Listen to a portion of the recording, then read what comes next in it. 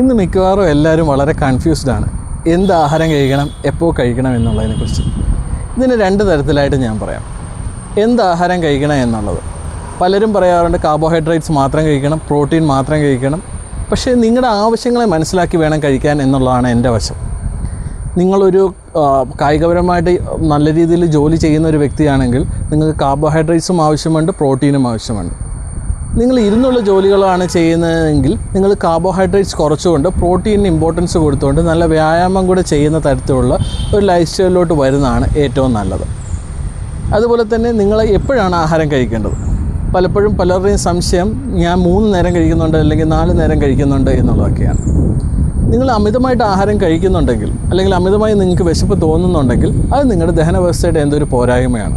അതുപോലെ തന്നെ നിങ്ങൾ ആഹാരം കഴിക്കുന്നതിൽ പിന്നോട്ടാണെങ്കിലും അത് നിങ്ങളുടെ ദഹന വ്യവസ്ഥയിൽ എന്തൊരു പ്രശ്നമുണ്ടെന്നുള്ളതാണ് മനസ്സിലാക്കാനായിട്ട്. കൃത്യമായി ആഹാരം 3 നേരം കഴിക്കുന്ന ഒരാളാണെങ്കിൽ നിങ്ങൾ ശ്രദ്ധിക്കേണ്ട മറ്റൊരു കാര്യം എന്ന് വെച്ചാൽ രാവിലെ മലയാളികൾ പണ്ടുതൊട്ടേ പറയുന്നൊരു കാര്യമാണ് രാജാവിനെ പോലെ കഴിക്കണം എന്നുള്ളത്.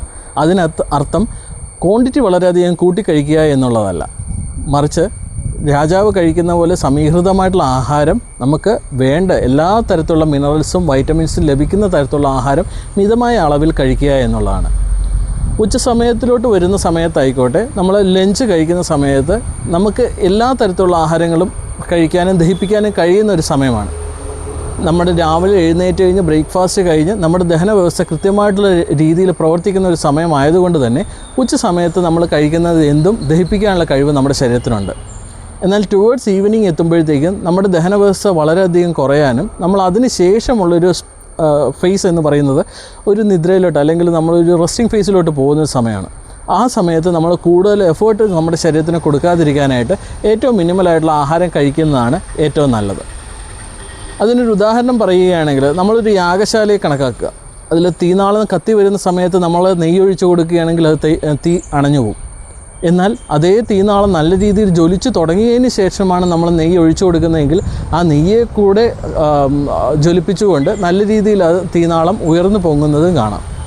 എന്നാൽ തീനാളം തീരാറാവുന്ന സമയത്താണ് ഒഴിച്ചു കൊടുക്കുന്നതെങ്കിലോ അന്നേരം തീനാളം കെട്ടുപോകുന്നതും കാണാൻ സാധിക്കും.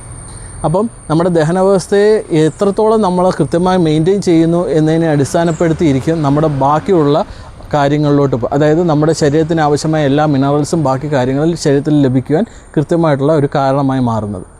അതുകൊണ്ട് തന്നെ എപ്പോൾ കഴിക്കണം, എങ്ങനെ കഴിക്കണം എന്നുള്ളത് നിങ്ങളുടെ ആവശ്യങ്ങളെ മനസ്സിലാക്കിക്കൊണ്ട് നിങ്ങളുടെ ശരീരത്തിൻ്റെ ഘടനയെ മനസ്സിലാക്കിക്കൊണ്ട് പേഴ്സണലൈസ്ഡ് ആയിട്ട് വേണം ഓരോരുത്തരും തിരഞ്ഞെടുക്കാൻ.